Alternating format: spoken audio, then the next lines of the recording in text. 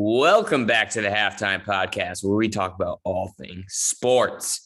I'm Owen, and today we are back with Halftime Podcast, episode 9. I'm a little sick, so if you hear me, that's why. But wanted to get this out before the Jake Paul fight.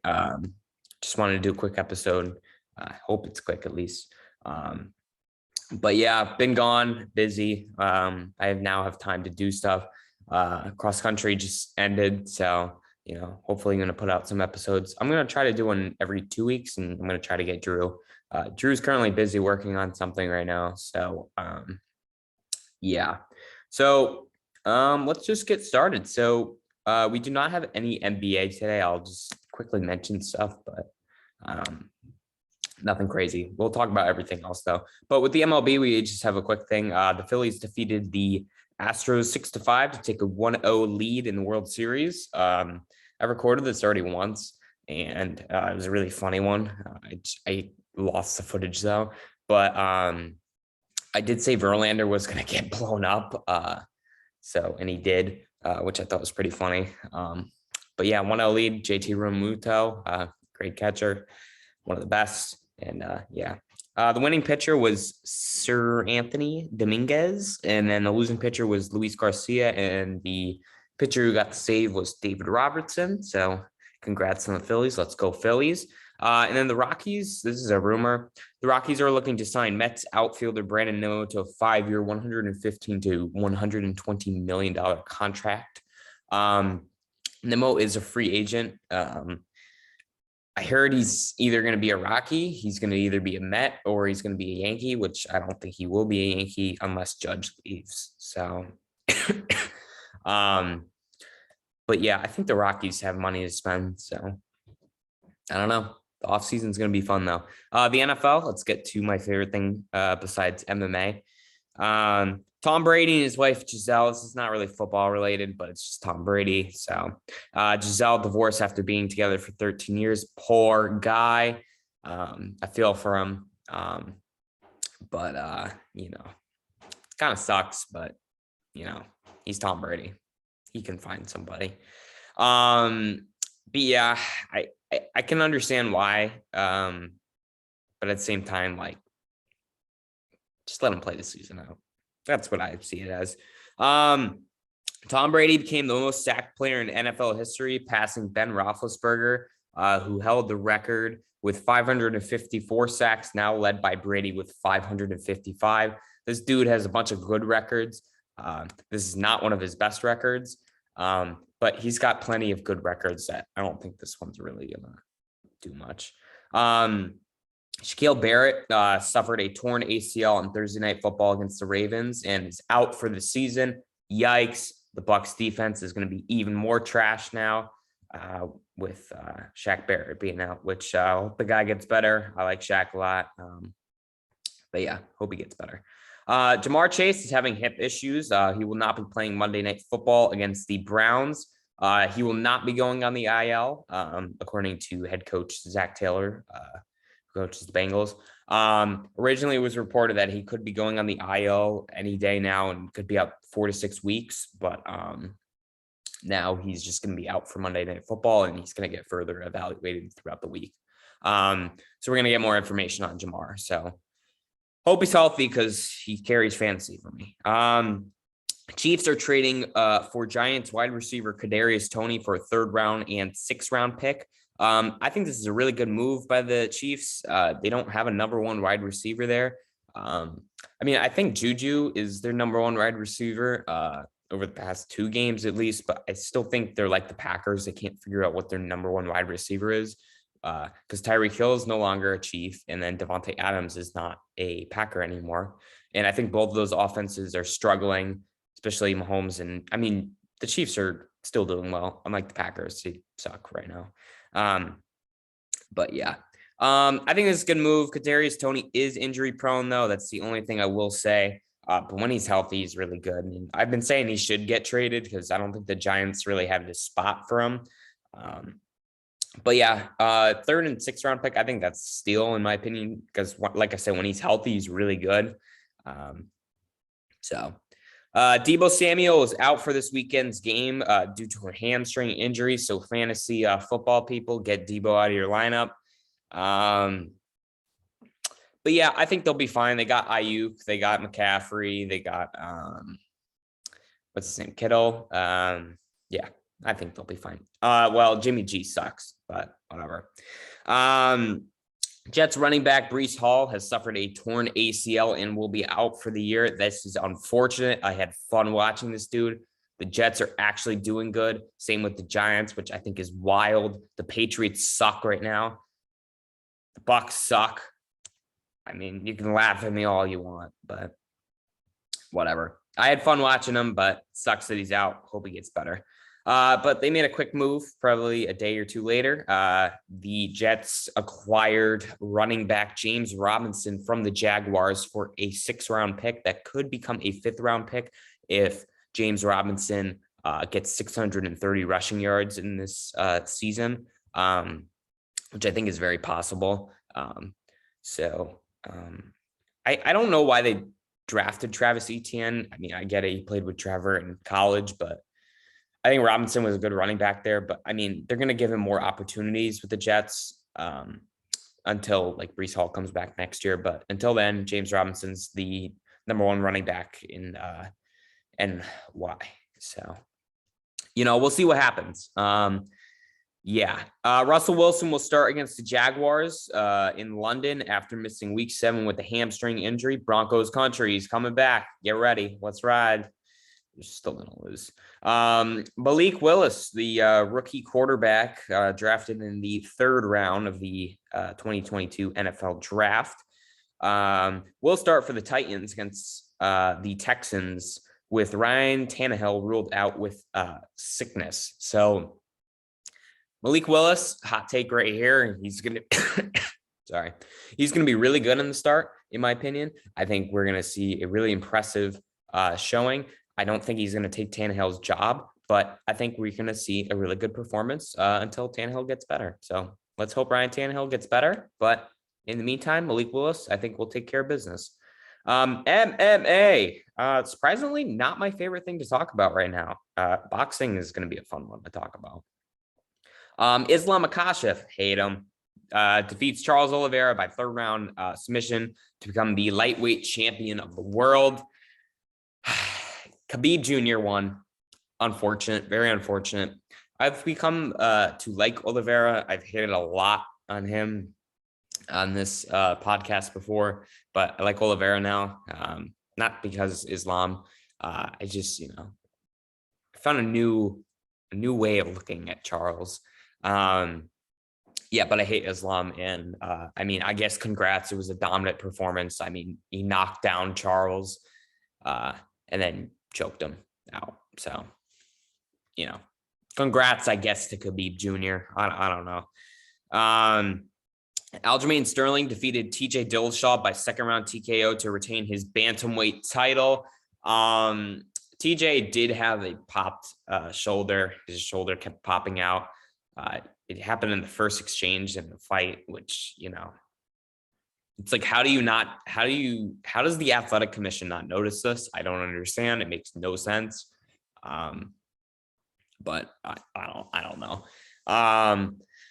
Apparently popped out like 20 times in training camp and he didn't want to hold up the division, but paycheck, I guess, is what he really needed.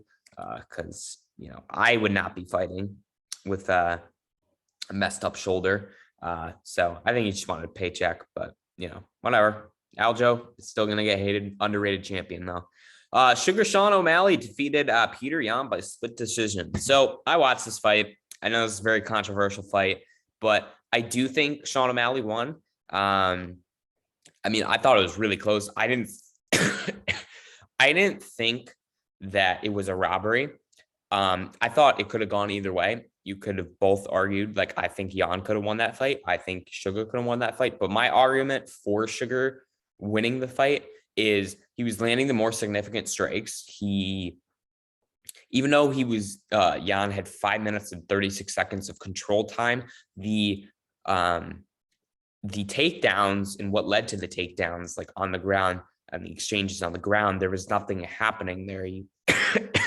he was not going up for submission attempts or anything. He just was on the ground, just holding him down for just control time. But it's very similar to the Aljamain Sterling Peter Yan rematch when Aljo was doing the he had like 7 minutes and 30 seconds or whatever ground control, but it was a split decision anyways. And I still think Aljamain Sterling won that fight too against Yan the second time.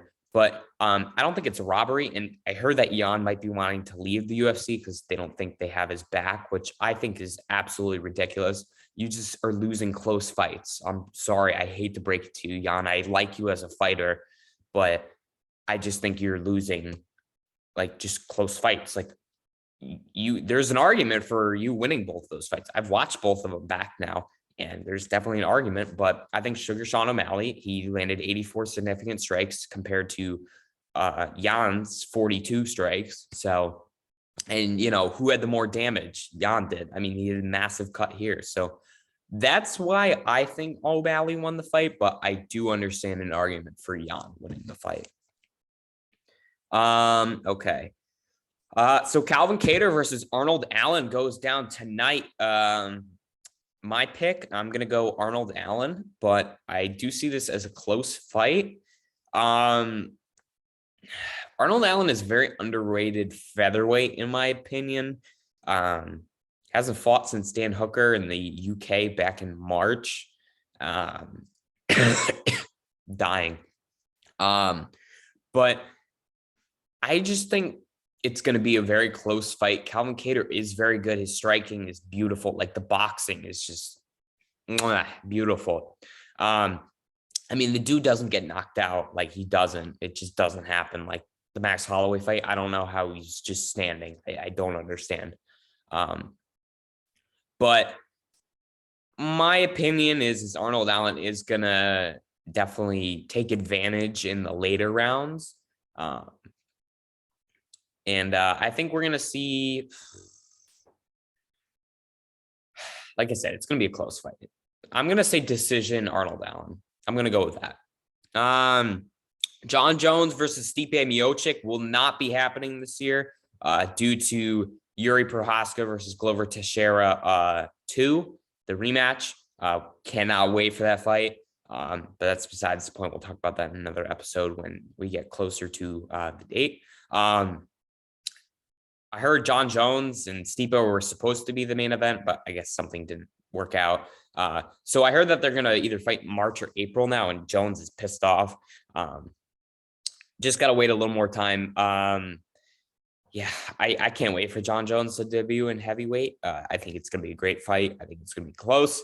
I see John Jones knockout round 3. There you go.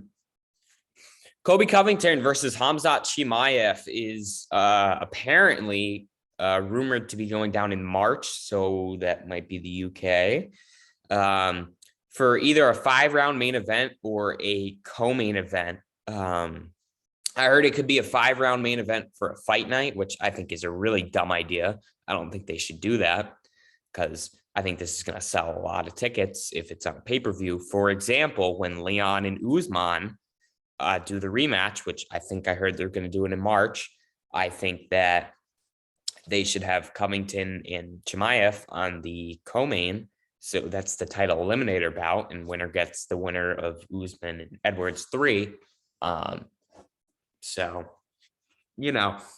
I think that it's a very close fight, in my opinion. I know I keep saying this, but I really do think it's a close fight.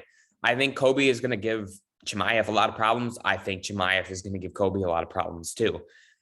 Do I know who is going to win? Not currently, but I think it's going to be a very good fight. And, if they make it happen on the co-main for the Edwards Usman 3 fight, I'm down. Here's my money. Take it. UFC, please make it happen.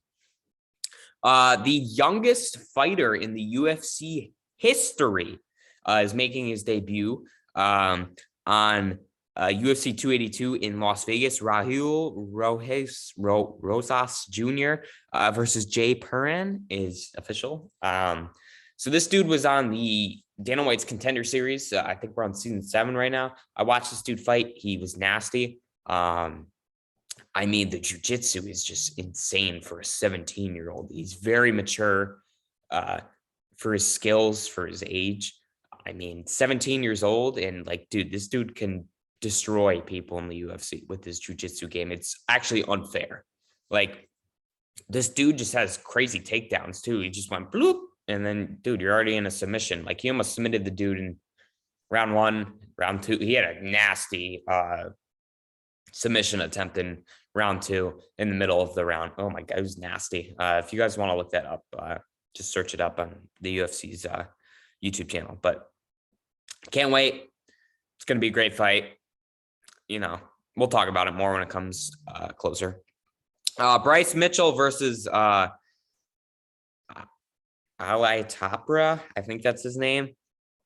It's set for UFC 282. So Bryce Mitchell was supposed to be fighting on November 5th in a main event 5-rounder at the Apex, but his opponent pulled out. So now he's on the main card for 282 in Vegas. I like Bryce Mitchell a lot. I think he's going to be a problem in the featherweight division if he keeps winning. Like, I think the Calvin Kattar, Arnold Allen, I think the winner should get either Yair Rodriguez or Josh Emmett, which I don't even think Kattar lost to Emmett. I think Kattar won that fight. I think he got robbed. But, you know, I think winner definitely gets that, or Bryce Mitchell, in my opinion. So, and I think Yair and Emmett should do an interim title while Volkanovski fights Islam. So the featherweight division is getting interesting at this point. So, and then I think the two MMA people I've talked the most about on this podcast, Brandon Moreno versus Davison Figueiredo for the first quadrilogy in the UFC, is set for UFC 283 main event in Brazil. Rio de Janeiro, we're coming back. I think it's in Rio. I don't know who's going to win the fight. I'm just going to put it out there. It's too close all the time. I do think Moreno won the third fight. I know it's controversial, but I think Moreno did win that third fight. But, you know, whatever. We're going for a fourth time, and I hope we do not go for a fifth time. If only Kai Kara France won the interim title. If only. It would be nice to see change. I love Moreno, but the flyweights are just, I feel like it's just the same two fighters that are fighting, which it's true because they fought 4 times in 3 years. So, you know, it's time for a change. Like, after this, like, Kai Kara France should go fight somebody and then get a title shot. So, the UFC is looking to book Aljamain Sterling versus Henry Cejudo, the king of cringe, for UFC 284. I don't know how I feel about this fight. The king of cringe, I don't think he should get a title shot immediately. I think he should fight at least 1 or 2 people and then get a title shot, but it's UFC. They do this all the time. Aljo is going to win the fight, and that's all I have to say. And then Sean O'Malley moved up to number 1 in the bantamweight rankings after defeating Jan. I don't think he should be number 1. I understand he beat the number 1 ranked guy in the division, but I'd put him at 3. I put Chito Vera at 1, and I put Merab at 2, and then I'd put O'Malley, and then maybe like Sanhagen 4. I don't know. I didn't really understand that, but whatever. I just think it was strange. I don't know. All right, that's it for MMA. Dying. Boxing. Okay, here we go. So Jake Paul versus Anderson Silva does go. Jeez, like choking on spit. Goes down tonight. Cannot wait on Showtime pay-per-view. Make sure you watch it. I don't know. I do not know who's going to win this fight. I'm like choking. It's very interesting because they have 2 different fight styles. You have Anderson Silva, one of the GOATs of MMA. Top 3 in my opinion. Just a great striker. like just great overall MMA fighter. Like the dude's one of the goats of the sport. Still out here, age 47, still trucking people. Julio, no, Julio, no, hold on. Julio Cesar Chavez Jr. That's his name. Beat him by split decision. Awesome. Nobody thought that was going to happen. Then he knocked out the Huntington Beach bad boy, Tito Ortiz. Hate Tito. Get out of here. You're bum. And then he beat somebody in Dubai, I think. Or he lost to him. I don't know. I just know he was on a Floyd Mayweather card. Jake Paul on the other side, 25 years old or 24. 5-0, 4 KOs, and then a split decision win over Tyron Woodley. Last time we saw him, he fought Woodley. The second fight had that beautiful knockout, but beforehand, Woodley was winning the fight. It was a terrible fight, and then that knockout was insane. If Jake Paul would to win this fight, I think he needs to use his right hand that he's been working on a lot in sparring. I think he needs to land those power shots early, hurt Anderson. But I do see Silva winning this fight too. I think if he takes his time and kind of studies him throughout the fight, I think if he does that, I think we can definitely see Anderson Silva beating Jake Paul. I think he can outclass him, in my opinion. I think he's just had too much experience. But at the same time, if Jake Paul does land those power shots, I do think Anderson's chin is not going to hold up for long. I think it can hold up for a couple punches, like significant strikes, but I don't think that chin can take much of them. So I'm going to say if Anderson's going to win, it's going to be by decision. If Jake Paul wins, I'm going to say a round 6 KO. I'm going to say that, or a decision. I really don't know. I don't know. I think it's going to be close though. But like I said, either Anderson by decision or Jake Paul by 6-round KO / decision. So Vasily Lomachenko is facing taking on Jameen Ortiz tonight.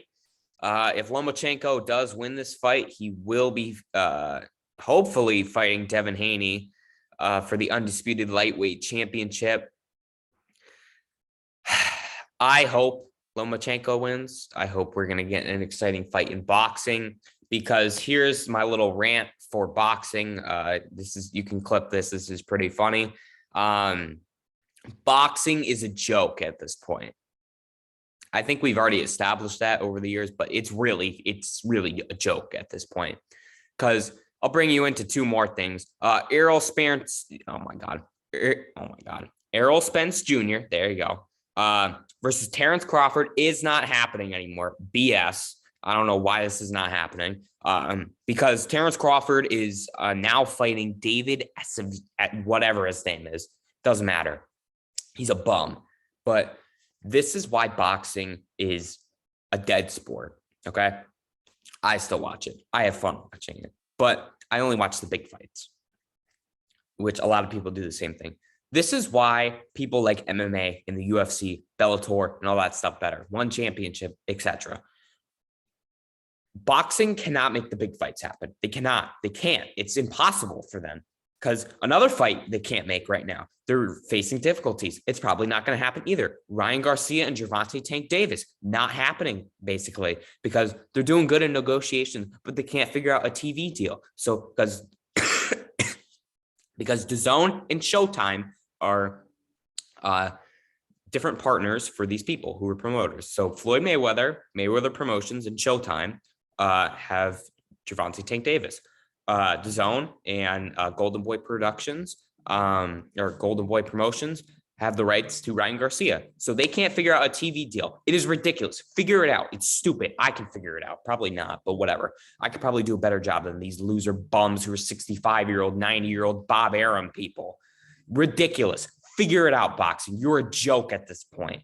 Like, learn how to make fights. For example, Tyson Fury versus Anthony Joshua did not happen. Why? This is ridiculous that we're having this conversation. You should be making the big fights. Also, Alexander Usyk, Tyson Fury, not happening anymore either. What the heck is going on in boxing? You guys are a joke and you should be ashamed of yourself. Ashamed with a big capital A on there. You guys are a joke. You promoters, terrible. Eddie Hearn and all those people, you people are a joke. Even Ryan Garcia is calling you people out.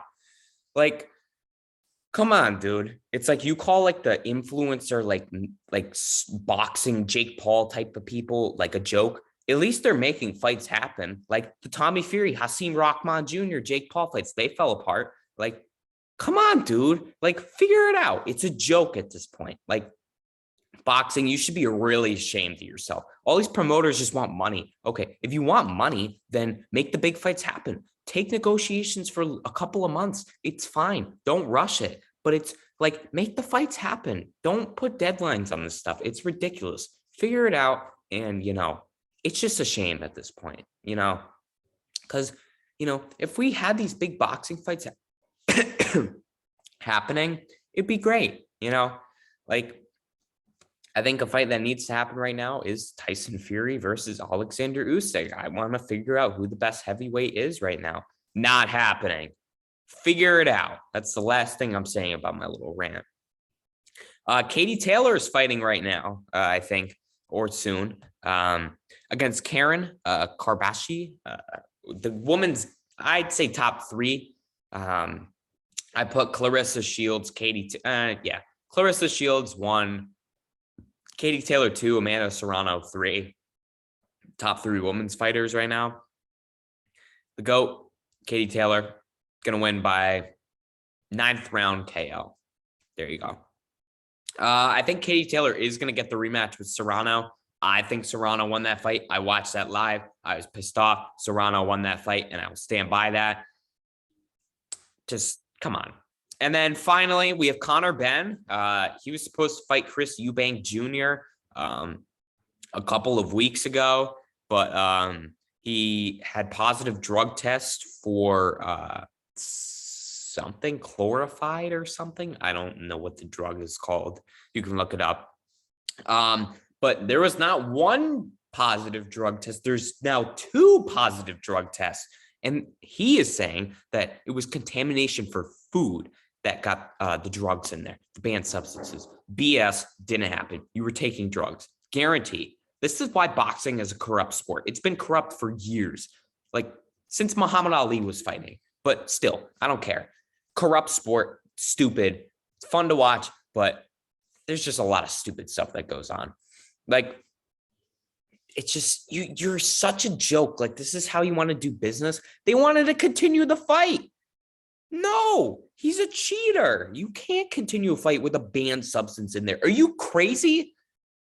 Like, Eddie Hearn, I used to respect you a lot. I still think you do a lot of great stuff in the world of boxing. You try to grow it. You think you care for it? No, you don't care for it. I'm sorry, you don't. Like, if you're trying to put a fighter who's got a banned substance and is taking something that is banned, I don't care if it's been in your system for months. It's still in there. You failed 2 drug tests. Like, you can't be fighting somebody who is clean and then who is on drugs or on banned substances and let them fight. That causes injuries. That could cause death. You can't do that. I'm sorry. You guys are a joke. Like, they want to reschedule the fight. No, Conor Benn's now suspended. He suspended his license. He wants to clear his name. I don't think his name's going to get cleared. I think this is going to forever be tainted on his career. I think he's had a great career so far, but now I don't think he's been clean in all of his fights. Like, what if he's been cheating this entire time? It's possible. It's very possible.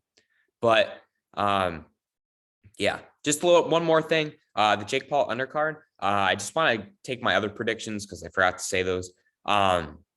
You have Uriah Hall, Le'Veon Bell. We have Uriah Hall, the retired MMA fighter, which I used to love Uriah Hall. Sad that he retired. And then you got Le'Veon Bell, the ex-NFL running back. Last time around, he fought Adrian Peterson, knocked him out on social crooks, social gloves, but we call them crooks around here. Um, I'm going to say Uriah Hall wins this fight. I'm going to say it's a 4-rounder, a cruiserweight bout. I'm going to say, I'm not going to say a KO. I'm going to say a decision. We're going to go with that. And then Chris Avila versus Dr. Mike. We have Chris Avila. He's fought in basically any MMA promotion, and he's been fighting boxing the past couple of years. And you have Dr. Mike, who is a YouTuber, who is a doctor. He last time fought this YouTuber named iDubbbz, who sucked at boxing. So this is a big step up in competition for Mr. Dr. Mike. I'm going to say Chris Avila wins, though. I know he's smaller and Dr. Mike has a big reach advantage, but actually, you know what? Never mind. I'm going to change my pick because I saw pictures from the weigh-ins for Chris Avila. He does not look like he took this seriously. He does not got abs. Dr. Mike is ripped. I'm going to say Dr. Mike by 3rd round KO. There you go. And then Ashton Silva will be fighting some random I've never heard of. He's the recent MVP signing, Most Valued Promotions. I think he's going to win by 6-round KO. There you go. There's my prediction. All right. That is all I got for you guys today. Hope you guys enjoyed this episode of Halftime Podcast, episode 9. Episode 10, hopefully, will be coming out in 2 weeks. But knowing this inconsistency of us, probably will come out in December. Who knows? But hope you guys enjoyed it. Make sure to like, comment, subscribe. Check out everything. Twitter, Instagram. Make sure to do all that. Check everything out. I tweet sometimes on Twitter. But yeah, make sure to like, comment, subscribe. And I will see you guys in the next Halftime Podcast episode. Have a good one.